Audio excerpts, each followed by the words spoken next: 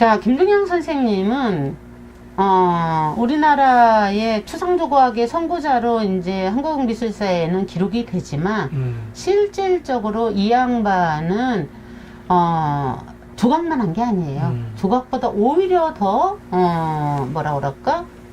서예 어린 시절 그러니까 5살 때부터 서예 공부를 해요. 아버지가 한학자로서 집안에 그러니까 이게 창원에 대대로 이게 이제 아주 지주집인 거예요. 선비 지주집인데 그 서예 공부를 하고 그러다 보니까 그 서예의 서예잖아요. 네. 그것이 이제 몸에 배있어요. 몸의 언어로 배있어 갖고 이 필치가 정말 기가 막혀요. 네. 그래서 이 양반은 제가 이제 어쨌든 뭐 개인적으로 어떤 그 인연이 좀 연결이 돼 갖고 이 양반 그 생가도 가보고 내가 그랬었는데 진짜 대단한 집인데 그 아버지께서 이 시절만 해도 그림을 한다거나 뭐 예술을 하는 것은 그러니까 깽깽이가 아니라 뭐 무슨 쟁이, 한쟁이 뭐 이런 식으로 하면서 약간 폄하되던 시절이었잖아요. 근데 일본 유학을 보내줘요. 일본 유학을 가시기도 하고 그림하는 것을 도와주신다는 거죠.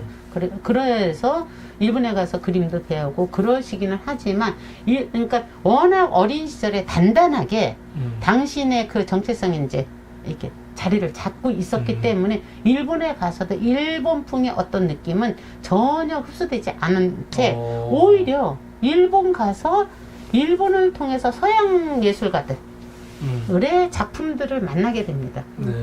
그때 이제 조각을 하게 된 것이 로댕에 빠져요. 이분이 로댕에 빠져갖고 로댕을 너무 좋아하면서 그 로댕이 그 아까 인상주의를 기점으로 해서 현대예술이라고 했듯이 조각에서도 뭐 이런 식의 조각에서 현대 조각으로 이렇게 넘어가는 그 시점이 어디서부터냐면 로댕부터예요. 로댕이 그래서 현대 조각의 아버지가 되는 거예요. 그 로댕의 제자가 브루델이라는 사람인데 그 다음에 이제 그 뭐 이렇게 삐죽해갖고 막 걸어가는 거 하는 자코메티라든지 헨리 무어라든지 뭐 브랑쿠시라든지 이런 현대 추상조각가들이 쭉 나오는데 어쨌든 로댕 그때 뭐 로댕의 뭐 작품을 직접 봤겠어요. 뭐 이렇게 책 같은 걸 또 보고 그랬겠죠. 어쨌든 그런 걸 통해서 로댕에 빠지면서 조각 쪽에 현대 조각 쪽에 이렇게 심취를 하시다가 추상조각 쪽으로 가게 되는 거예요. 근데 추상조각 쪽으로 가는 게 서양 문명의 영향을 받아서라기보다는 형태적인 것은 그런 것에 영향을 받지만 정신적인 것은 이 양반 자체가 동양 사람의 이것이 이렇게 뼛속 깊이 내려 앉아있단 말입니다. 그것이 추상으로 풀어진 거예요. 그래서 로댕답지도 않고 말하자면 일본 냄새는 전혀 없고 독자적인 자기의 세계를 구축을 하는 거예요. 그래서 이제 돌아와서 서울대학 교수로 그러니까 오랫동안 하시면서 평생을 자기 작업을 쭉 하는데 그러니까 국전심사위원도 되고 그러니까 선구적인 역할로서 이제 교육계에 있지만 실제로 스스로 전시를 하지도 않아요. 전시도 안 하는데 작품은 많이 있고요. 작품은 많죠. 엄청나게 많아요.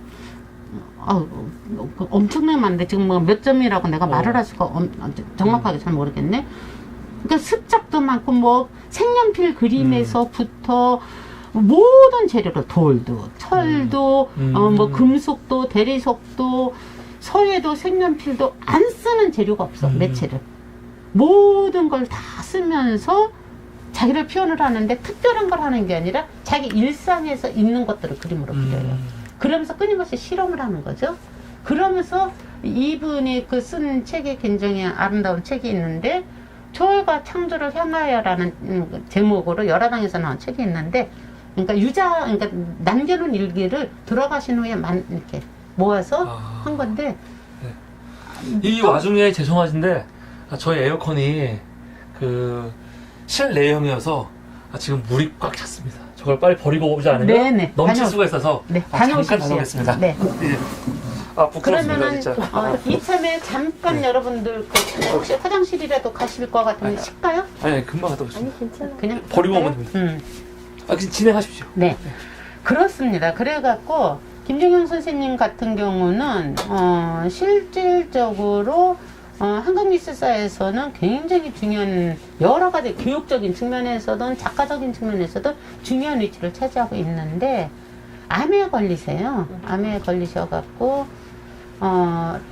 너무 좀 일찍 가신 편이죠. 그러니까 이분도 67세에 가셨어요. 아까 길하고 똑같이 일찍 가시는데 어쨌든 그 후순돌이 저기 갖고 김정영 미술관이라고 지금 평창동에 있거든요.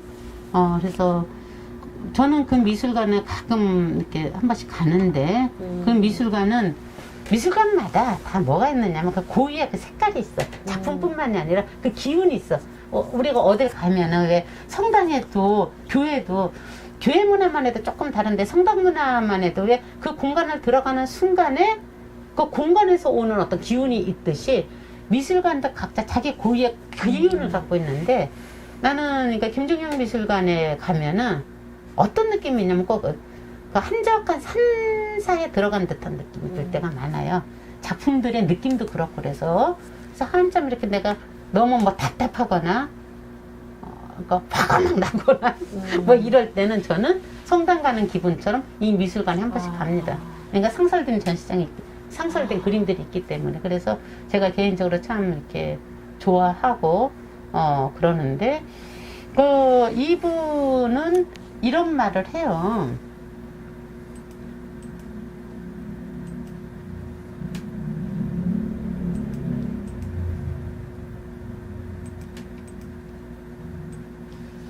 예술의 목표는 통찰이다. 자, 줄여서 그냥 제가 읽는 게 낫겠어요. 아름다운 것이 무엇인지 나는 알지 못하고 있다. 알고 있지 못한다. 그렇기 때문에 미를 알고서 그것을 추구한다는 것은 지극히 허황된 일이라고 생각한다. 절대적인 미를 나는 아직 본 적도 없고 그런 것이 있다고 믿지도 않는다. 그것은 전지전능의 조물주에 속하는 문제일 뿐이다.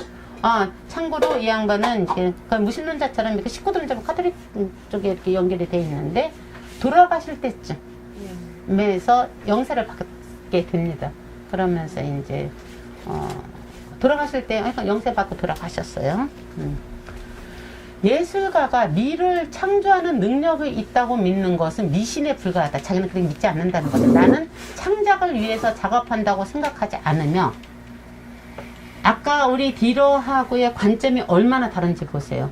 예수처럼 자기를 표현하면서 예술가는 창조자야 라는 하나의 어떤 그 관점이 있다면은 창작을 해서 작업하는 것이 아니야 라고 얘기를 하는 거 굉장히 극단적으로 다른 건데 이게 굉장히 위험한 발언이고 거친 얘기겠지만 서양 예술의 뿌리의 어떤 그 흐름과 동양 예술 뿌리의 흐름에 결국은 이제 지금은 접목돼서 같이 흐르고 있지만 큰 차이이기도 하다는 거예요. 우리나라 문인화의 그 작품들은 절대로 우리가 생각하는 아름답다라는 그리는 게 아니라 거기다 사의적인 뜻을 집어넣어서 그걸로 수양하기 위해서 그림을 그리거든요. 그래서 현대의 우리나라 그 작가들, 그 유명한 뭐 몇십억씩 하고 이러는 유명한 사람들이 작품들은 다 바로 그 정신을 밑바닥에 깔았을 때 깔려져 있는 작품들일 때 비로소 세계적인 곳에 나가서 차별화가 됨으로써 그게 인정을 받게 되는 거예요. 김한기 선생님부터 이완 선생님이나 그 모두가 다. 그 정신을 여기에서 이분은 이렇게 말을 하는 겁니다. 나는 창작을 위해서 작업한다고 생각하지 않으며 나에게 창작의 능력이 있다고는 더욱 생각하지 않는다. 따라서 개성이나 독창성에 대해 지나친 관심을 갖기보다 자연이나 사물의 질서에 대한 관찰과 이해에 더욱 관심을 가져고 있다. 이게 세잔이 말하는 것하고 같고 현대예술에 나오게 되는 태동과는 서양 예술에 태동하게 된 근거입니다. 자연현상에서 구조의 원리와 공간의 변화를 경험하고 조형의 방법을 탐구하였다. 그리하여 무엇을 만드느냐는 것보다는 어떻게 만드느냐에 더욱 열중하여 왔다. 작품이란 미를 창작하는 것이라기보다는 미에 근접할 수 있는 조건과 방법을 이해하는 것이라고 생각한다. 예술의 목표는 통찰이다. 저는 이 예술관에 전적으로 동의를 하기 때문에 아름다운 그림 앞에서 박수도 치고 좋아하기도 하고 그건 그거대로 하지만 뿌리를 보면은 저는 이쪽에 맞다고 생각하고 예술은 수련하는 어떤 수영의 한 방법으로 해석을 하고 그래서 그림도 그렇게 보자. 그런데 그걸 어떻게 하느냐? 집중해서 하다 보면 자기만의 그게 생겨요. 뭐 어떻게 그리고 저는 이제 그거를 확인을 하죠. 저랑 이렇게 몇 년 동안 공부하는 친구들이 자기들 시각이 생겨갖고 자기들이 좋아하는 작가들이 생기더라고요. 근데 좋아하는 작가들이 이렇게 산발적으로 있다가 이름도 몰랐던 작가들인데 계속 이렇게 하다 보니까 이 사람도 좋고 이 사람도 좋은데 이 사람이 좋은 것과 이 사람이 좋은 것에 그 공통부분을 찾는 거예요. 그렇게 하다 보니 그 사람이 색깔이 나오는 거예요. 아, 나는 이런 걸 좋아하는구나. 선생님도 그거 아세요? 많은 사람들이 내가 좋아하는 게 무엇인지를 모른다는 사실. 좋아하는 게 무엇인지를 모르는 경우가 굉장히 많다라는 걸 저는 참 충격을 많이 받아요. 한번 지금 여기서 질문하기보다는 각자들 한번 생각을 해보세요. 나는 과연 내가 그림뿐만이 아니라 살면서 좋아하는 게 뭐지? 참 막연해. 어정이? 네, 여전히. 아, 예. 예. 그랬을 때 제가 뭐라고 얘기하느냐면 잘 모르겠어? 그러면은 네가 가슴 뛰는 거 너의 존재감을 느끼게끔 하는 게 무엇인가를 다시 봐봐. 역시 어정이? 어정이. 어. 네. 공식적으로 항상 어정입니다. 자, 아, 네. 이런 거 배우셔야지 되는 겁니다. 네. 방송 나가는데 목소리 한번 하셔야죠. 방송 나가는데. 아, 못하십니다, 이번 가수는. 자, 이런 것을 그림을 통해서, 그림을 좋아하는 게 아니라 그림을 통해서 발견하자는 거예요. 그게 이제 저는 달란트하고 연결된다고 생각해요. 네. 어쨌든. 그렇게 이제, 김준명 선생님은 예술관을 말씀을 하시고, 이런 종류의 이야기를 참 많이 하세요. 자, 그 다음에 이제 한학을 어린 시절부터 공부를 했으니까, 한글보다 한자를 더 잘 쓰셨을 거 아닙니까? 네. 정말 예술인데, 우리 김준영 선생님이 굉장히 얼마나 추사를 사랑하느냐면, 일단 이제 세안도 그림이 나오는데, 기가 막혀요. 그러니까 그렇게 추사를 공경하고 사랑하고 방작하고 그러거든요. 그 중에 이제 이런 식으로. 자기가 이게 수양하기 위해서 하는 거지, 이거, 멋있게 보여주기 위해서 하는 걸 아닌 건 너무 알잖아요. 이렇게 쓴 게 이런 작품들이 굉장히 많다는 거죠. 자기가 좋아하는 그린 거예요. 아까 연결되는 거죠. 지보교를 저는 그냥 한자를 읽으라면 전 못 읽습니다. 그럴 정도로 저도 약간 이제 이게 무식한데, 실제로 이걸 한자로 쓰면서 자기 삶을 들여다본다라는 것은 대단하구나 싶은데, 이렇대요. 지보교 뜻이. 하늘과 땅은 위대한 아름다움을 지니고 있으면서도 말하지 않고, 사계절은 밝은 법들을 지니고 있으면서도 논의하지 않고, 만물은 생성의 원리를 지니고 있으면서도 설명하지 않는다. 성인이란 하늘과 땅의 아름다움을 근원으로 삼고 있고 만물의 원리에 통달한 사람이다. 그러므로 자연은 무위하며 위대한 성인은 작위가 인위가 없는데 하늘과 땅이 원리에 달관하고 있는 것을 이른다. 그래서 대교약절이라고 하는가 보다. 그러니까 난 아름다움을 추구하지 않는다. 그건 절대미기 때문에 다만 그쪽에 근접할 수 있는 방법을 찾는 것이다라는 언뜻 보면 굉장히 겸손한 것 같지만 그건 어떤 통찰력이 있기 때문에 나올 수 있는 지혜의 말이구나라는 생각을 하게끔 합니다. 그러니까 이런 식의 것들을 굉장히 많이 남기셨고요. 그 남기신 이 흐름을 보세요. 이 흐름. 거의 비슷하죠. 그렇게 하다 보니까 추상으로 가게 되는 겁니다. 추상은 가장 어떠한 물체의 근원이 되는 것을 찾는 거예요.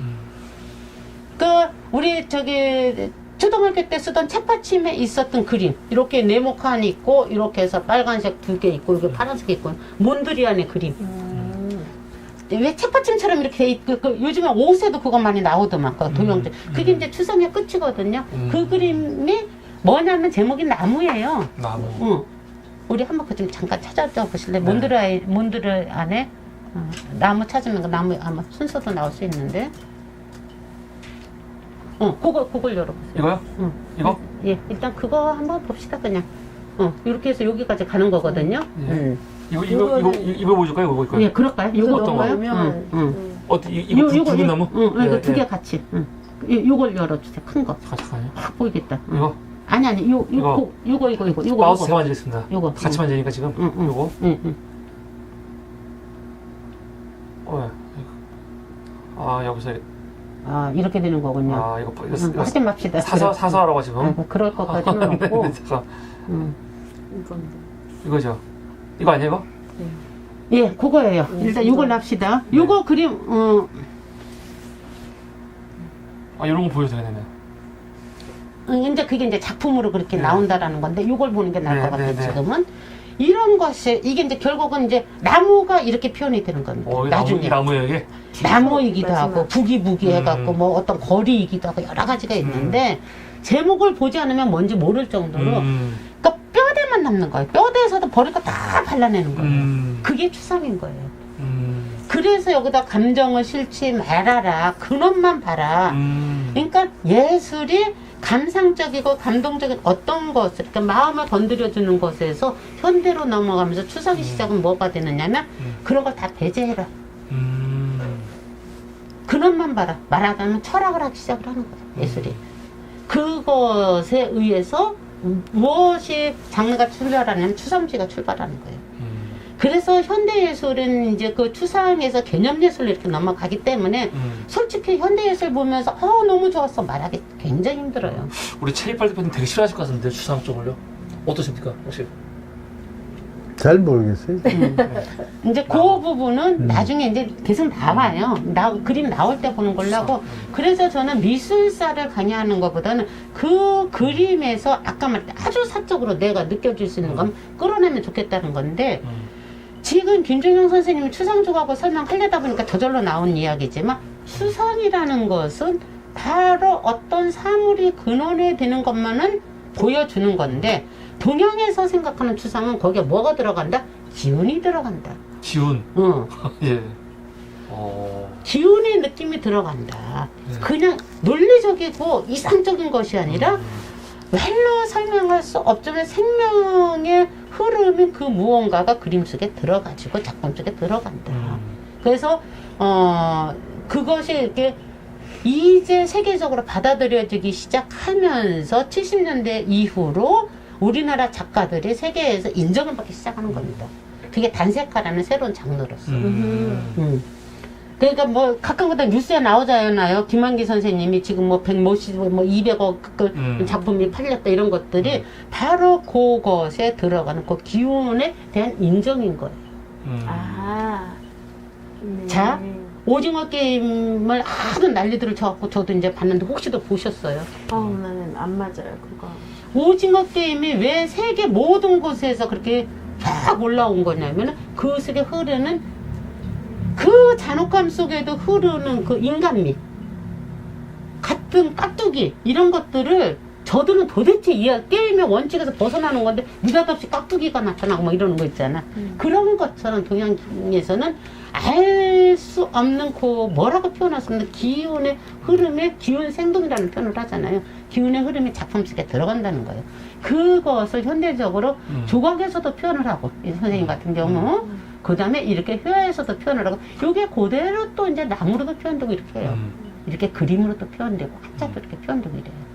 근데 사실 제가 조각까지는 저건 그럴 수 있겠어 하게 들어요. 근데 이제 보통 그림 보면은 그냥 막 이렇게 부어놓고 하는 그림 이거를 실제로 실험도 했잖아요. 그냥 애들이 장난친 거를 나중에 잘 만들어 놓고 이거 좋은 미술관에 걸어놓고 그쵸? 보니까 해석이 막 사람들이 엄청나게 난리가 나. 대단하다 막 그렇게. 그래서 추상 작품은 좀 잘못하면은 이런 과장되는 해석이 많이 들어갈 것 같은 생각이 들어서. 맞습니다. 이때 무엇을 봐야지 되냐면 작가의 작품 한 점이 아니라 그 작가의 전체 생애에 흐르는 기운을 보면서 그 작품과 연결시켜야지 됩니다. 하나만 보는 게 아니고. 그리고 그랬을 때 거기에서 그것이 드러나는 거지 한 점만 갖고는 절대 승부를 할 수가 없기 때문에 누구든지 흉내냈을 거 그거보다 더 잘할 수가 있기 때문에 전체를 봐야지 되는 거. 그래서 제가 아까 처음에 얘기했을 때 작가를 선정을 하는 것은 가능한 한 명작으로 인정된 작가들 거 그리고 웬만하면 돌아가신 분들 일생이 끝난 사람들 거 그래서 그 초기작부터 왜 사람들이 유명해지면은 이렇게 버려졌던 쓰레기까지도 의미가 살아나잖아. 그렇지 않으면 다 버려질 것들이 그 사람이 유명해지면 갑자기 쓰레기까지도 너무 유명한 걸로 이렇게 해갖고 그 쓰레기로부터 이것이 나왔다는 것을 찾아내기 때문에 유명해지는 거거든. 그 흐름의 기운을 보는 게 중요한 거예요. 그래서 작품을 볼 때는 지금 말씀하신 거 굉장히 위험하기 때문에 그러한 것에 주눅들지도 말고 쉽게 말하면 너무 현혹되지도 말고 어떻게 하자? 내가 좋으면 좋은 거다. 내가 싫으면 싫은 거다. 근데 좋은데 왜 좋은가? 객관적으로 그거 보자. 아 싫은데 왜 사람들은 저렇게 명작을 하고 난리를 치나? 그거 다시 한번 보자. 이렇게 해서 그거를 나의 주관적인 것을 조금 객관화시킬 수 있는 힘을 키우자. 그랬을 때 내가 해석이 가능하다. 지금 그 얘기를 하는 겁니다. 이 그림 하나 딱 놓고 이게 어떻다는 거야. 솔직히 그렇잖아. 저도 몰라요.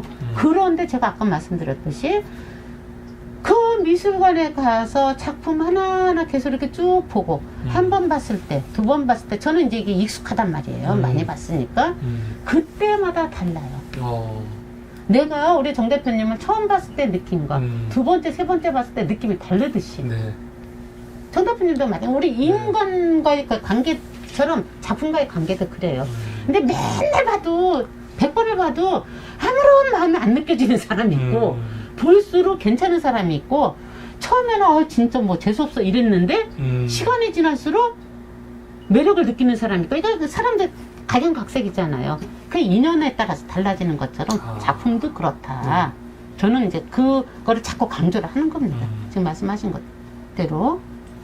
자, 서예를 하다 보니까 이런 그림도 그리고 이거는 제목이 전설이라는 건데 철로 만든 이게 전부 실험작이에요. 아까 말씀하셨잖아요. 나는 아름다움을 추구하는 것도 아니고 아름다움이 뭔지도 모르겠다. 자연의 구조를 원리를 실험하면서 추구를 하면서 비로소 지천명의 나이는 50이 되면서 글을 쓰시면서 이제 실험했던 것을 종합해 봐야지 되겠다라는 마음을 감히 엄두를 낸다라는 글을 써요. 50이 됐을 때 비로소 그런 글을 씁니다.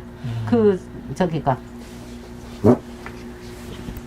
자, 이거는 아까 말씀드렸던 창원에 있는 그 생가의 소술 때문이 있어요. 소술 때문을 이렇게 철로 구조물로 만든 거예요. 그리고 이분은 이제 삼선동이 댁이셨어요. 삼선동에서 돌아가실 때까지 여기서 사셨는데 삼선동 동네를 이렇게 그린 멋있네요, 이거는. 온통 이렇게 이건 사인펜이다, 그치? 쓰는 것도 사인펜, 색연필 뭐든지 해, 그냥 뭐든지 어떤 걸 딱 이게 아니라 사인펜으로 이렇게 하신 거야. 아, 이게 또 두 번째는 뭔가 느낌이 올 것 같은데, 세 번째 게 평범한 저기 감정 아닌가? 뭐 느낌이 와요? 지금 멋있다 그래서. 뭐 이렇게 물어본 거예요, 멋있다니까. 그냥 직관적으로 멋있다는 거예요. 맞아요. 자꾸 이렇게 합리적으로 저한테 아니, 물어본 거예요. 어렵게 만들지 마세요, 이거야. 이제 지금 근데 사실은 이렇게 말씀하신 것을 가지고 이렇게 프리토킹 시간에 우리가 자꾸 얘기를 하면서 자기가 이게 왜냐면 되게 뭔가 그냥 선을 그린 것 같은데 되게 입체적이고 느낌이 또 그러지 않아요? 맞아요. 되게 입체적이죠? 길 따라다 보면 없는 것 같은데 하고 보면은 어떻게 입체적으로 만들어져 있고 이게 이렇게 동네를 사실적으로 묘사한 거예요. 예. 오케이. 자, 이렇게 해서 넘어가 봅시다. 안 오케이신데. 안 오케이시면 이따 프리토킹 시간에 네. 열심히 말씀하세요. 자, 아까 말씀드렸듯이 김정영 선생님 같은 경우는 추사 김정희를 굉장히 좋아해요. 나이로 따지면 한 200여 년 정도 차이가 날 거예요. 정확하게는 잘 모르겠지만. 근데 추사 김정희, 여러분들 그 중앙박물관에서 올 1월 달인가에 그 세안도 전시가 있었는데, 작년인가? 이 세안도가 제주도로 유배당해서 가서 하여간 자기를 버리지 않고 끝까지 챙기는 자기 제자한테 고마워갖고 그려서 준 거예요. 그래서 이거 설명을 하면 굉장히 재밌는 것들이 많은데 솔직히 저는 이 그림 처음 봤을 때 사람들이 국보라고 난리를 쳐도 지금 목사님처럼 대표님처럼 모르겠어. 저게 뭐 어떠라고. 지금 이게 김정희 세안도예요? 아니지. 아니죠? 김정희의 세안도. 추사 김정희의 세안도. 이게요? 그런데 이것을 이 영상을 해갖고 부분을 잘랐어. 부분을 잘라서 추상적으로 이렇게 보여지는데 그때서 이게 와서 확 닿더라고. 이거구나. 이 느낌이. 이렇게 지금 여기서는 나는 여기서는 안 보여요. 그런데 나도 이거는 별로네. 비디오로 이게 별로요?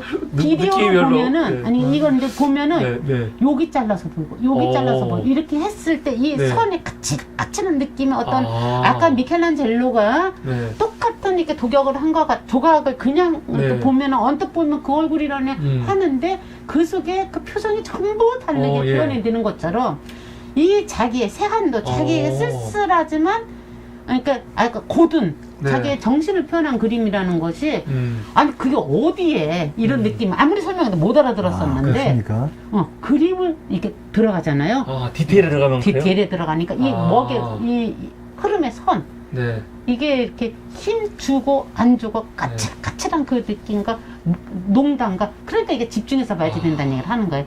그것에서 비로소 와 최고다. 그래요? 우리 밥순이님이 지금 오늘 본 제일 명작 이러면서 저희한테 슈퍼챗을 2만원 보내주셨네요. 감사합니다. 뭔지 못 알아들었고 어쨌든 그렇습니다. 우리 집에 세안도가 있거든요. 그래요? 예. 세안도가 있는데 그 여백이 있고 저거 이제 나무들 선데 얼마나 멋있어요.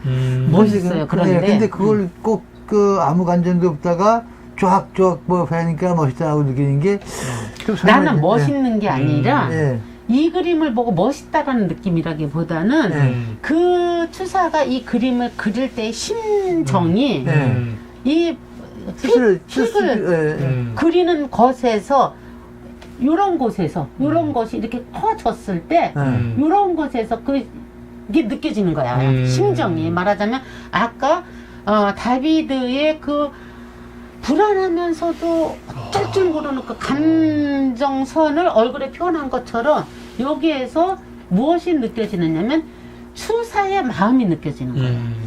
그러니까 기술의 그 제가 감탄을 하는 것이 아니라 그 기술을 통해서 전달되는 그 심정에 감탄을 하는 거죠. 거기에서 소통이 된 거지 내가 이제 그림을 통해서 정말 이게 선비정신이구나 이런 느낌 이런 생각이 좀 들었다는 거예요. 저는 이 그림을 볼 때 그런 측면에서 그래서 이 그림이 실제로 이게 자세히 보면은 이게 붙여서 그려졌어요. 종이도 이렇게 안 좋은 종이를 썼다는 얘기야. 쉽게 말해. 여기서 붙여졌네. 안 좋은 종이를 써서 뭐 어떻고 했다고 이제 설명이 아주 장구하게 나오는데 그 설명을 뒷받침하는 저의 해석은 아까 말씀드린 그런 부분이었는데 이 필지에서 저는 그걸 느꼈다는 거예요. 그 전제에서보다.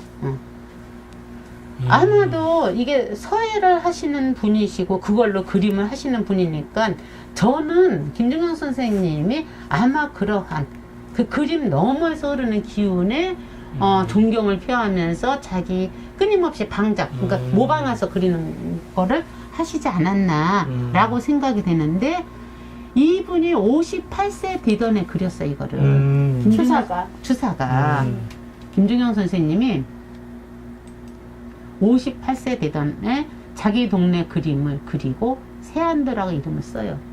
일부러 똑같은 나이 때 그럼요. 이것을 오마주라고 하는 겁니다. 존경하기 때문에 존경의 뜻을 이렇게 표현을 하는 거예요. 그 나이에.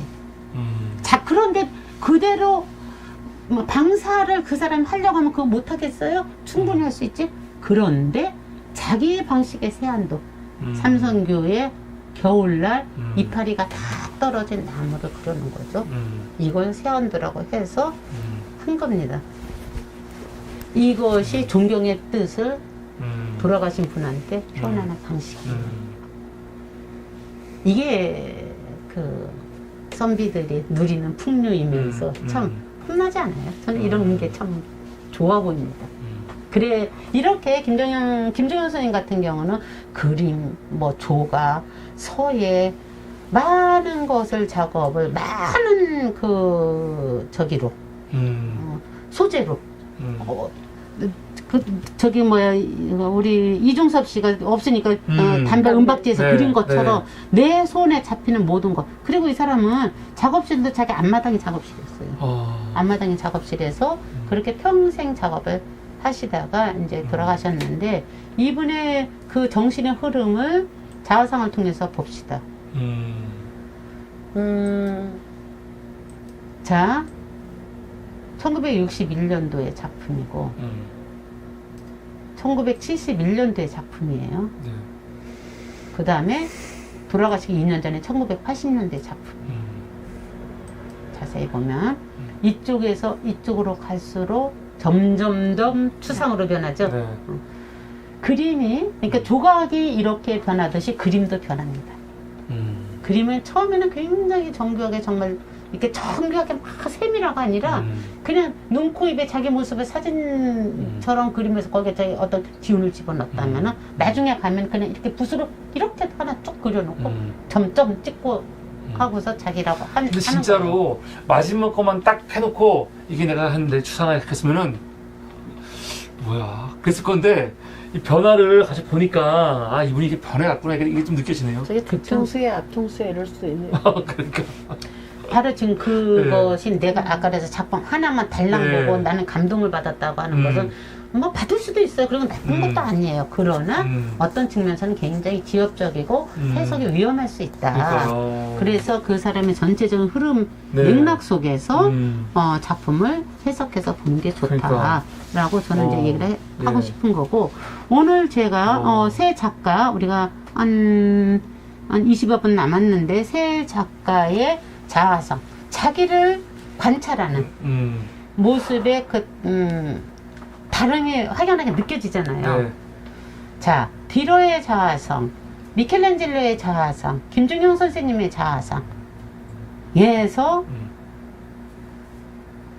느낀 점 아니면 좋은 점 어떤 하나를 꼽아서 얘기해도 되고 통째로 얘기해도 되고 무엇이든지 좋으니까 각자 의견들을 얘기하면서 이야기를 다시 한번 풀어가는 걸 합시다. 네.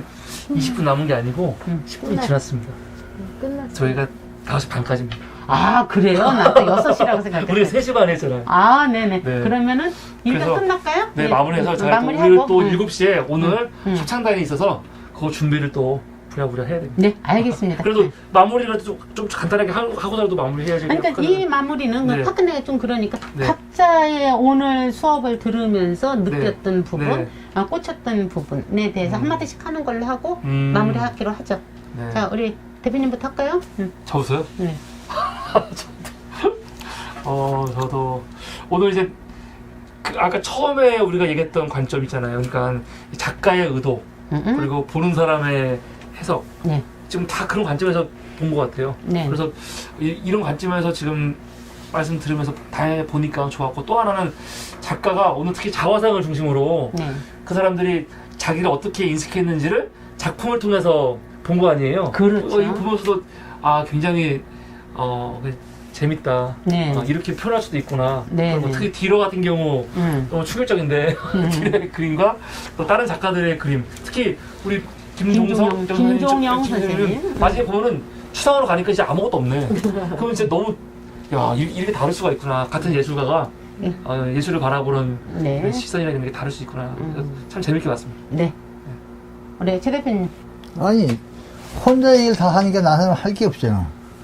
응? 하여튼, 한마디 더 붙이자면, 그림을 통해서 나를 좀 찾아보자. 그런 생각이 드네. 그런 생각 들으셨어요? 네. 그럼 저 강의 잘한 거네요, 오늘. 그래. 네. 사실 그 2시간이 금방 지나갔거든요. 진짜 깜짝할 새 지나간 것 같아요. 근데 그 조금 요새 제가 반성을 많이 하는 게 그 흔히 말하는 예술쟁이들에 대한 것들에서 인정하지 않는 부분이 되게 많았던 것 같아요. 노래 부르는 가수들도 그냥 뭐 노래 좀 잘하고. 그런데 요새 보니까 노래 부르는 가수들의 그 노래 한 곡에 얼마나 많은 스토리와 연습과 어떤 기운들, 쉽게 말해 사람들 감동시키는 그런 것들이 이제 변화, 그런 것들을 발견해내는 나의 변화가 요새 있었거든요. 근데 사실 그림은 저는 제일 젬병인 파트이긴 해요. 만지고 그리고 보고 이런 거. 그런데 이제 오늘 배운 건 뭐냐면 쉽게 어떤 작품을 보고 판단하지 말아야 되겠다. 그리고 사실은 아까 얘기했던 것처럼 저 김학의 선생님 이런 그림 막 동글동글하고 막 이런 거 보면 저게 뭐야? 그랬는데 오늘 하나 배운 건 그 안에 기운들이 있고 그 작가의 어떤 흐름, 기운 이런 것들이 그 안에 녹여져 있구나. 그 삶이 녹아 근데 그거를 발견하지 못하고 그냥 피상적으로 보이는 것만 가지고 앞으로는 판단하지 말아야 되겠다. 이런 생각을 오늘 조금 네. 많이 했던 것 같아요. 자, 정말 대단하신 사람, 패널들이십니다. 개떡같이 말해도 찰떡같이 해석하시는. 어쨌든, 바로 지금 말씀하시는 그런 이유 때문에 저는 이런 수업을 하고 있는 거예요. 그러니까 여러분들도, 그 댓글창에 남겨주시는 분들도 각자 의견들 좀 남겨주시고, 나중에 볼게요, 제가. 남겨주시고, 질문 있으면 질문하시면, 거기에 맞춰서 제가 답변할 수 있는 한 답변하도록 하겠습니다. 일단 오늘 첫 시간인데, 그러니까 횡설수설도 되고 그런데 앞으로도 아마 수업이 이렇게 상황에 따라서 변화가 생기기는 할 거예요. 이 수업 중에서 어떤 작가가 누구고 그 사람의 작품이 무엇이다라는 데 지식을 추적하는 것보다는 각자 하나씩 건져지는 게 있으면 저는 그거면 된다고 생각합니다. 오늘 2시간 동안 참 즐거웠습니다. 네, 여기서 마무리하겠습니다. 감사합니다. 이게 네. 그림으로 만나는 나너 우리인데 이게 제목이 나너 우리인지 알겠네요. 지금 이제 몇 주간은 나를 중심으로 하는 거고 다른 그렇죠. 거 이제 네. 우리 하는 거 네. 앞으로 계속 기대가 됩니다. 이렇게 좋은 강의 또 우리 또 이렇게 기획해 주신 우리 트리티 TV에 감사드리고 오늘 우리 임농숙 선생님 감사드립니다. 여러분 오늘 트리티 특강 그림으로 만나는 나너 우리 1강은 여기서 마치고 우리는 7시에 또 꽃마루 합창단으로 찾아뵙도록 하겠습니다. 오늘 방송은 여기서 마치겠습니다. 감사합니다. 수고하셨습니다.